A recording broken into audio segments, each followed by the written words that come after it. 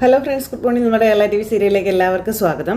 അങ്ങനെ മുത്തശ്ശനാണെങ്കിൽ വീട്ടിൽ വന്നിട്ട് നയനയും ആദർശനെയും കണ്ട കാര്യങ്ങളെ പറ്റി പറയുവാണ്. എന്തോ മല മറിക്കുമെന്നും പറഞ്ഞ് ഇവിടുന്ന് പോയതൊന്നും കണ്ടില്ലെന്നും പറഞ്ഞ്. അപ്പോൾ അവരെ കണ്ടു കഴിഞ്ഞപ്പോൾ മുത്തശ്ശൻ എന്തെങ്കിലും ഒന്ന് പറയായിരുന്നു നനി ഇങ്ങനെ പറയുന്നത് കേട്ടപ്പം അതിൻ്റെ ആവശ്യം എനിക്കില്ല എന്ന് പറഞ്ഞു മുത്തശ്ശൻ. മതി തീരെ വയ്യ, എന്നാലും വാശിക്ക് ഒരു കുറവുമില്ല, വന്നേ ഇങ്ങോട്ട് എന്നും പറഞ്ഞുകൊണ്ട് മുത്തശ്ശനെയും കൂട്ടിക്കൊണ്ട് അവിടെ നിന്ന് അങ്ങോട്ടേക്ക് പോവുക. അങ്ങനെ അവർ രണ്ടുപേരും കൂടി അകത്തേക്ക് കയറി പോയി കഴിഞ്ഞപ്പം അച്ഛൻ എന്താ ചേട്ടാ ആദർശനോട് ഇത്ര ദേഷ്യമെന്ന് ചോദിച്ചു ദേവയാനി. ആദർശേൻ്റെ കാര്യം പോട്ടെ, ഏട്ടത്തിയോട് നീരസം കാണിക്കേണ്ട കാര്യം എന്താ മുത്തശ്ശനെ നനി ചോദിക്കുമ്പോൾ നയനോട് നീരസമൊന്നുമില്ല, ആദർശനെ കാണുമ്പോഴേ ദേഷ്യം മൊത്തമെന്ന് ജയൻ അന്നേരം പറഞ്ഞേ. ഒരു ദിവസം അവിടെ കിടക്കട്ടെ എന്ന് ഡോക്ടർ പറഞ്ഞതാ. അച്ഛനാണെങ്കിൽ തീരെ സമ്മതിച്ചില്ല. പിന്നെ ചൂടും പ്രഷറും ഒക്കെ ഒന്ന് നോർമലായപ്പോൾ ഡോക്ടർ പോയിക്കോളാൻ പറഞ്ഞെന്നും പറഞ്ഞു. മുത്തശ്ശൻ്റെ പ്രതീക്ഷകളാണ് ആദർശേട്ടൻ തകർത്തതെന്ന് അഭി അന്നേരം ചാടിക്കയറി പറയുക. ഒരിക്കലും മൂർത്തി ജ്വല്ലർക്ക് ഇങ്ങനെ ഒരു അവസ്ഥ ഉണ്ടാകുമെന്ന് മുത്തശ്ശൻ സ്വപ്നത്തിൽ പോലും കരുതിയതല്ല എന്നൊക്കെ അഭി പറയും. അതിനൊരു പരിഹാരമുണ്ട്. ഇവൻ്റെ സ്ഥാനം നീ ഏറ്റെടുത്താൽ മതി, പെട്ടെന്ന് കമ്പനി വളർന്നോളൂ എന്ന് അഭിയോട് പറയുവാണ് ജയൻ. അപ്പോഴത്തേക്കും ജലജയുടെ നേരെ അഭി ഇങ്ങനെ നോക്കുക, കളിയാക്കിയതാണെന്ന് മനസ്സിലായി. എന്നാൽ നമ്മുടെ ജ്വല്ലറി ഒന്നാമതാവും, മുന്നീന്നല്ല താഴേന്ന്. അപ്പം ജലജയ്ക്ക് ഇപ്പം കാണാലോടി ഒരു കഴിവില്ലാത്തവൻ കമ്പനിയെ കൊടിമുടി കയറ്റുന്നത് നീ കണ്ടോ എന്നും പറഞ്ഞുകൊണ്ട് ജലജ എന്നിട്ട് അവിടെ നിന്ന് ഇങ്ങനെ നിൽക്കുക. അപ്പം നീ വന്ന ദേവേനി ആദർശം നയനയും അവിടുന്ന് വേദനയോടെ പോയതിൻ്റെ ഒരു നിരാശയുണ്ട് എനിക്ക്, പിള്ളേർക്ക് വലിയ വിഷമമായിട്ടുണ്ട് അതെന്നും പറഞ്ഞ് ജയൻ അവിടെ നിന്ന് അങ്ങ് പോയി. അപ്പോൾ ദേവയാനിയും കൂടെ അങ്ങ് പോയി. അപ്പോൾ ദേവയാനി അങ്ങ് പോയി കഴിഞ്ഞപ്പോൾ അനി ഇങ്ങനെ സങ്കടപ്പെട്ട് അവിടെ നിൽക്കുകയല്ലേ. എടാ മോനെ, ഇവനിപ്പോൾ കുറച്ച് മാറ്റമൊക്കെ ഉണ്ടടാ, നിന്നെ സഹായിക്കാൻ ഇവിടെ കൂടെ കൂട്ടിക്കൂടെടാ എന്ന് ജലജ ഇങ്ങനെ അനിയോട് ആ തക്കം നോക്കി ചോദിക്കുമ്പോൾ ഉയ്യോ ഇവനെ കൂട്ടിയ കമ്പനിക്ക് എന്ത് സംഭവിക്കാന്ന് ഇപ്പം വലിയമ്മ പറയുന്നത് അപ്പച്ചും കൂടെ കേട്ടതല്ലേ എന്ന് ചോദിച്ചു. എന്നും പറഞ്ഞുകൊണ്ട് അഭി നിൽക്കുക. മൂർത്തി ജ്വല്ലറി ഇപ്പോൾ വലിയൊരു പ്രതിസന്ധിയിലാണെന്നും അതിനാക്കം കൂട്ടാനായിട്ട് ഇവൻ്റെ കൂട്ടം എന്തായാലും ഞാൻ പിടിക്കാൻ ഉദ്ദേശിക്കുന്നില്ല എന്നും പറഞ്ഞ് നമ്മുടെ അനി അവിടെ നിന്ന് അങ്ങ് പോയി. അനി അങ്ങ് പോയി കഴിഞ്ഞപ്പോഴത്തേക്കും അഭിയും ചർച്ചയും കൂടെ പല്ലു ഉറുമി പിടിച്ച് ഇങ്ങനെ അവിടെ നിൽക്കുകയാണേ. അവൻ്റെ ഒരു അമ്മയ്ക്ക് വേറെ പണിയില്ലേ അമ്മയെന്ന് ചോദിച്ചു അഭി. എനിക്ക് AN ജ്വല്ലറിയിൽ നിന്ന് നല്ല ഓഫർ ഉള്ളപ്പോൾ ഇവൻ്റെയൊക്കെ കാല് പിടിക്കേണ്ട ആവശ്യം എന്താണെന്ന് മകൻ ചോദിച്ചു. ഞാൻ വെറുതെ ഒന്ന് ചോദിച്ചതാ, അങ്ങനെ ചോദിക്കുന്നത് നല്ലതല്ലേ? നാളെ നീ AN ജ്വല്ലറിയിലേക്ക് പോകുമ്പോൾ ഇതൊക്കെ നിനക്ക് പറയാവുന്ന കാര്യമല്ലേടാ ഉള്ളൂ. നീ അനിയുടെ കാല് പിടിച്ചിട്ട് നിന്നെ കൂടെ കൂട്ടാൻ അവൻ പോലും തയ്യാറായില്ലല്ലോ എന്ന് പറയാലോ. ഞാൻ AN ജ്വല്ലറിയിലേക്ക് പോയാൽ ഇവിടെ ഒരു വിപ്ലവം ഉണ്ടാകും എന്നുള്ള കാര്യം ഉറപ്പുള്ള കാര്യമേ. അതൊക്കെ ഇനി നീ നവ്യയെ കൊണ്ട് ഹാൻഡിൽ ചെയ്യിച്ചാൽ മതി. അവൾക്ക് പിന്നെ പറയാൻ വോയിസ് ഉണ്ടല്ലോ, വോയിസൊക്കെ ഉണ്ട്. അവൾ സത്യങ്ങൾ അറിയുന്നത് വരെ അറിഞ്ഞു കഴിഞ്ഞാൽ പിന്നെ AN ജ്വല്ലറിയിൽ നിന്നല്ല ഈ ലോകത്തൊരിടത്ത് ഞാൻ ജോലി ചെയ്യാൻ പോലും അവൾ സമ്മതിക്കത്തില്ല എന്നും എന്നെ കൊന്നു കളയുമെന്നും അഭി പറയാം. അവളുടെ സ്വഭാവമൊക്കെ അമ്മയ്ക്ക് അറിയാവുന്നല്ലേ. വഞ്ചന കാട്ടിയെന്ന് അറിഞ്ഞാൽ അവളെന്നെ വെട്ടി നുറുക്കി അടുപ്പിലേക്ക് വെക്കും, അതിനൊരു മാറ്റവും ഇല്ല. തടസ്സം പിടിക്കാൻ വന്ന അമ്മയെ അവൾ കൊല്ലും, അത് ഉറപ്പാണെന്നൊക്കെ പറഞ്ഞ് അഭി ജലജയെ പേടിപ്പിക്കുക. അതും പറഞ്ഞ് അവർ രണ്ടുപേരും കൂടെ ഇങ്ങനെ നിൽക്കുന്നു. ഈ സമയത്ത് മുത്തശ്ശിയും കൂടെ മുറിയിൽ ചെന്ന് സംസാരിക്കുവാണേ. അപ്പോൾ മുത്തശ്ശിയും കൂടെ സംസാരിക്കുന്ന കൂട്ടത്തിൽ ആദർശം തന്നെ ഇവിടെ നിന്ന് പോയതിൽ മുത്തശ്ശിന് നല്ല സങ്കടമുണ്ട്, അതുകൊണ്ടാണ് ഇങ്ങനെയൊക്കെ സംഭവിക്കുന്നതെന്നുള്ള കാര്യം മുത്തശ്ശി ഇങ്ങനെ മുത്തശ്ശനോട് പറയണം. അപ്പം അത് വസുന്ധര പറഞ്ഞത് 100% സത്യം തന്നെയാണ്. അവർ രണ്ടുപേരും പടിയിറങ്ങിപ്പോയതിന് ശേഷം വല്ലാത്തൊരു ശൂന്യതയുണ്ട് വീടിനകത്തെന്ന് പറഞ്ഞു. എന്നാൽ പിന്നെ അവരോട് ഇങ്ങോട്ട് വരാൻ പറഞ്ഞൂടെ? ഇദ്ദേഹം പറഞ്ഞു ഉറപ്പായിട്ടും ആദർശം തന്നെ ഇങ്ങോട്ട് വരുമല്ലോ എന്ന് പറഞ്ഞു. അപ്പോൾ എൻ്റെ മനസ്സെന്താണെന്ന് കൃത്യമായിട്ട് വെളിപ്പെടുത്തിയിട്ടും തനിക്ക് എന്താടോ ഒന്നും മനസ്സിലായില്ലേ വസുന്ധരയെന്ന് മുത്തശ്ശൻ അന്നേരം മുത്തശ്ശിയോട് ചോദിച്ചു. ആദർശനെയും നയനമോളെയും ഞാൻ പുറത്താക്കിയിട്ടില്ല, അവരായിട്ട് തന്നെ ഇവിടെ നിന്ന് പുറത്തു പോയതല്ലേ എന്ന് മുത്തശ്ശൻ ചോദിക്കുക. ഇപ്പം നമ്മുടെ ശത്രുക്കളെ തേടി ആദർശം പല വഴി സഞ്ചരിച്ചുകൊണ്ടിരിക്കുകയാണെന്നും അതൊക്കെ ഞാൻ അറിയുന്നുമുണ്ടെന്നും മുത്തശ്ശൻ പറയുവാണ്. നമ്മൾ വലിയൊരു പ്രതിസന്ധി നേരിടുന്നത് കൊണ്ട് അവൻ്റെ കഴിവിൻ്റെ പരമാവധി വർക്ക് ചെയ്യുന്നുണ്ടെന്നുള്ള കാര്യവും പറയുവാണ്. പിന്നെ ആദർശും നയനമോളും കിരണും കല്യാണിയും എല്ലാവരും കൂടി ഒന്നിച്ച് അവരുടെ എല്ലാ ജോലികളും ഭംഗിയായി ചെയ്യുന്നുണ്ട്. ഞാൻ എന്താണോ ആഗ്രഹിച്ചിരുന്നത് അതാണിപ്പോൾ ശരിക്കും നടന്നുകൊണ്ടിരിക്കുന്നത്. നടക്കട്ടെ, അതങ്ങനെ തന്നെ വേണം. മുംബൈയിൽ പോയപ്പോൾ നമ്മുടെ കൊച്ചുമോനെ ഉറക്കിക്കിടത്തിയ ഒരു പെൺകുട്ടി, പിന്നെ ചതിയല്ലേ ശരിക്കും അവിടെ സംഭവിച്ചത് എന്ന് മുത്തശ്ശൻ ചോദിക്കാം. അതിനു മുൻപ് അവനെ ദുബായിൽ ജയിലിലാക്കാൻ നോക്കി, അതും ചതിയല്ലേ? അങ്ങനെ വൃത്തികെട്ട കളികൾ കളിക്കുന്നവർ നാളെ ആദർശിനെ കൊല്ലാൻ ശ്രമിക്കില്ല എന്ന് എന്താണ് ഉറപ്പ് എന്ന് മുത്തശ്ശൻ ചോദിക്കുമ്പോൾ മുത്തശ്ശി നടുങ്ങി. എന്നാൽ ഇവിടെ ആദർശ് കമ്പനിയിൽ നിന്നും കുടുംബത്തിൽ നിന്നും പുറത്തായി എന്നറിയുന്ന ശത്രുക്കൾ അവനെതിരെ വാളെടുക്കില്ല എന്നും പറഞ്ഞു. അപ്പോൾ എല്ലാം ഇദ്ദേഹം ചിന്തിക്കുന്നത് പോലെ നടന്നാൽ മതിയായിരുന്നു എന്ന് മുത്തശ്ശൻ പറയുക കേട്ടോ.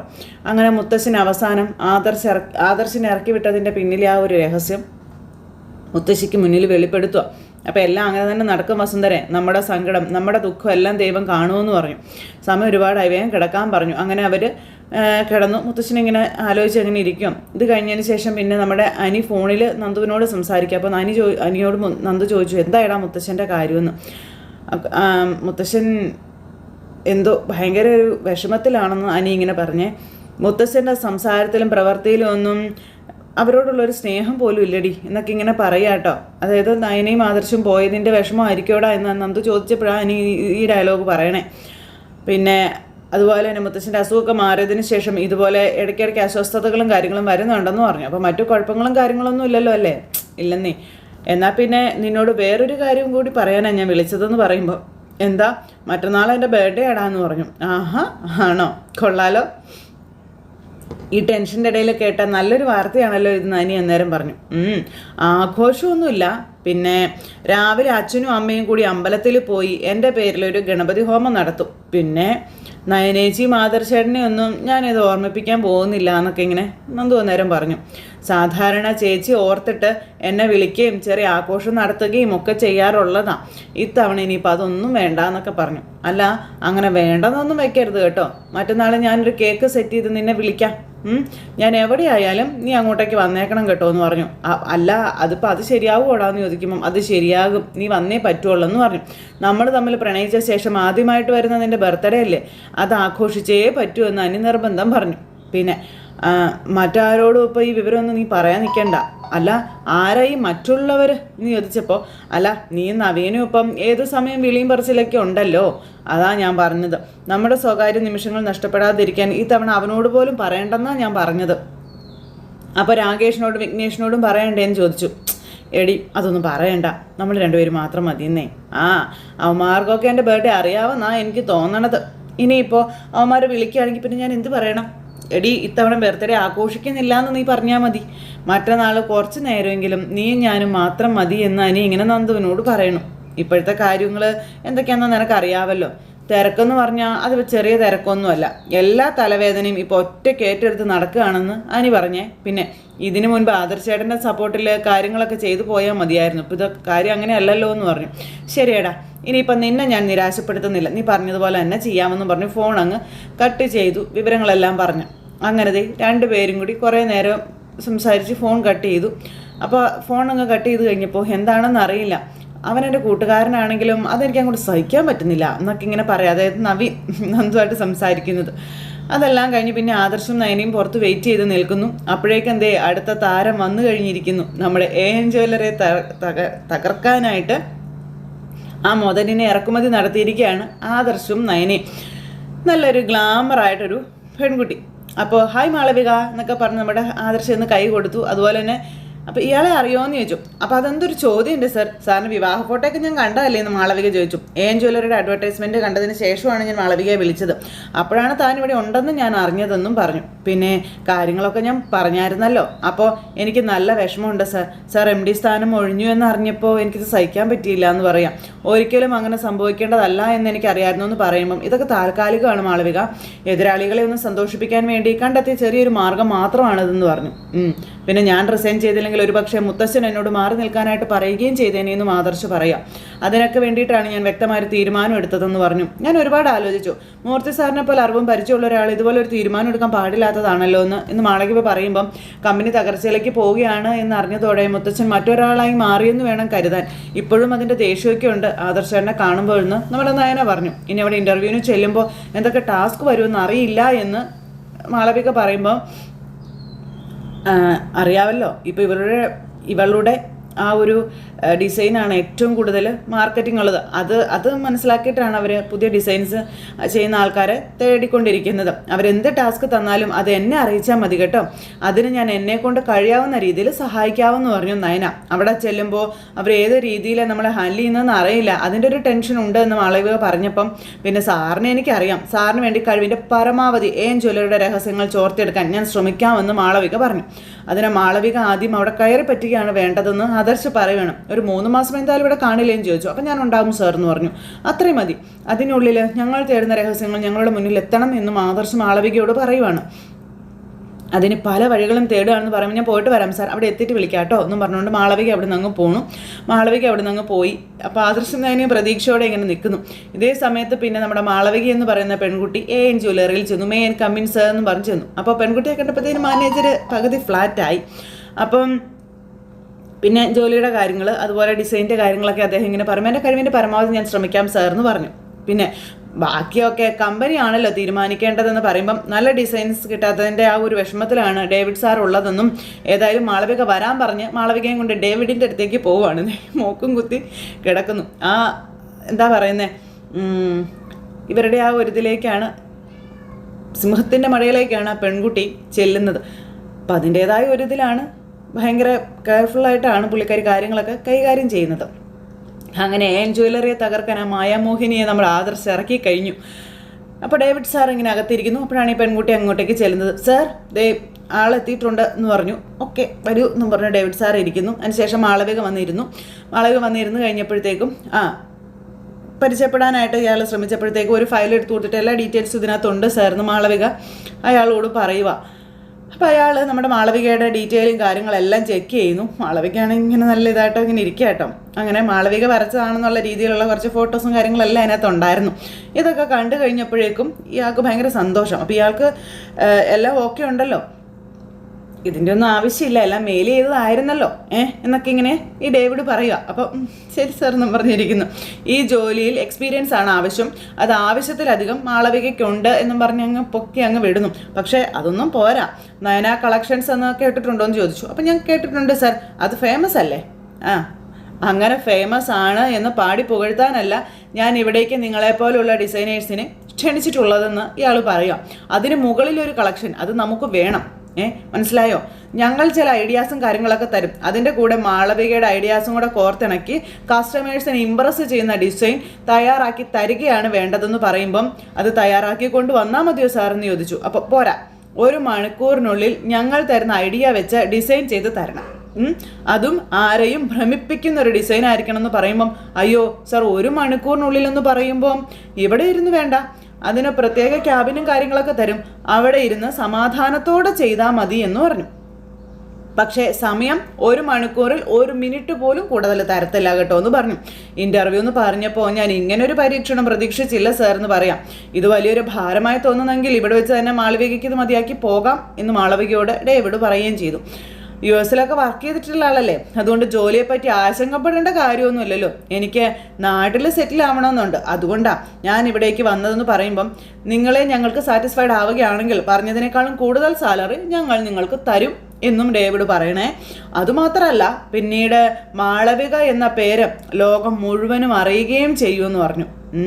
താനൊരു ബ്രാൻഡായിട്ട് തന്നെ മാറുമെന്നും. അപ്പം അത്രയ്ക്കൊന്നും ഞാൻ പ്രതീക്ഷിക്കുന്നില്ല സാർ എന്ന് മാളവിക ഡേവിഡിനോട് പറയുമ്പോൾ എന്നാൽ താനെ അതും പ്രതീക്ഷിക്കണം. ഇന്നിവിടെ ഇൻ്റർവ്യൂവിന് വന്ന് എല്ലാവരോടും ഞങ്ങൾ ഇത് പറഞ്ഞിട്ടുള്ളതാണെന്ന കാര്യം ഡേവിഡ് പറയുവാണ്. പക്ഷേ ഇതുവരെ ആരും തന്നെ ഞങ്ങൾക്ക് മതിപ്പുളവാക്കുന്ന രീതിയിൽ കഴിവ് തെളിയിച്ച് തന്നിട്ടില്ല. പിന്നെ ഞാൻ മാത്രമല്ല വിധി തീരുമാനിക്കുന്നത് കേട്ടോ, എനിക്ക് മുകളിൽ മറ്റു പലരും ഉണ്ട് കേട്ടോ എന്ന് പറയുമ്പോഴത്തേക്കും മാളവിക അങ്ങനെ ഇരിക്കുക. അപ്പം അത് ശരി, അപ്പം ഇയാൾക്ക് മുകളിലും ആൾക്കാരുണ്ടല്ലേ എന്ന് മനസ്സിലിങ്ങനെ മാളവിക ചിന്തിക്കുമ്പം എന്താണ് മാളവിക ആലോചിക്കുന്നതെന്ന് ഇയാൾ ചോദിച്ചു. അല്ല ഇപ്പം തന്നെ ഏതാണ്ട് തോറ്റ അവസ്ഥയിലാണ് ഞാൻ എന്നിങ്ങനെ മാളവിക പറയുമ്പോൾ എങ്കിൽ പോയിക്കോളാൻ പറഞ്ഞു. അല്ല അത് എന്തായാലും ഇവിടം വരെ വന്നതല്ലേ സാർ, ഒന്ന് ശ്രമിച്ച് നോക്കാവെന്ന് പറഞ്ഞു. ആയിക്കോട്ടെ തൻ്റെ ഇഷ്ടം പോലെ എന്ന് പറഞ്ഞുകൊണ്ട് ഒരു പേപ്പർ എടുത്തു കൊടുത്തു, ഒരു ഡിസൈനും ഇങ്ങനെ കൊടുത്തു. അതുപോലെ തന്നെ അതിനകത്ത് എഴുതി വെച്ചിരിക്കുന്ന കാര്യങ്ങളൊക്കെ കണ്ടു കഴിഞ്ഞപ്പോഴത്തേക്കും ഞെട്ടിപ്പോയി നമ്മുടെ മാളവിക. കുറച്ച് ടഫാണല്ലോ സാർ. അപ്പോൾ അതെ, ഇതിൽ വിജയിച്ച് കഴിഞ്ഞാൽ നിങ്ങൾക്കൊപ്പം തന്നെ ഞങ്ങളും വിജയിക്കുമെന്നും ഇയാൾ പറയുക കേട്ടോ. അതുപോലെ തന്നെ നയന കളക്ഷൻസ് കൂപ്പ് കുത്തുകയും ചെയ്യുമെന്ന് പറഞ്ഞു. അപ്പം ശരി സാർ, ഞാൻ ശ്രദ്ധിക്കാം. എവിടെയാണ് എൻ്റെ ക്യാബിൻ, ഞാൻ ജോലി തുടങ്ങാമെന്ന് പറഞ്ഞു. ശരി ആയിക്കോട്ടെ എന്ന് പറഞ്ഞു. ഇയാൾ ഫോൺ എടുത്തു, സ്റ്റാഫിനെ വിളിച്ചു, മാളവികയ്ക്ക് ഒരു ക്യാബിനും കൊണ്ടുപോയി കൊടുത്തു. അങ്ങനെ നമ്മുടെ മാളവിക ക്യാബിനിൽ വന്നിരുന്നു. നയന നേരം അവിടെ വെയിറ്റ് ചെയ്യുക. അപ്പം നയനയുടെ ഫോണിലേക്ക് ആ ഒരു ഡീറ്റെയിൽ വന്നു.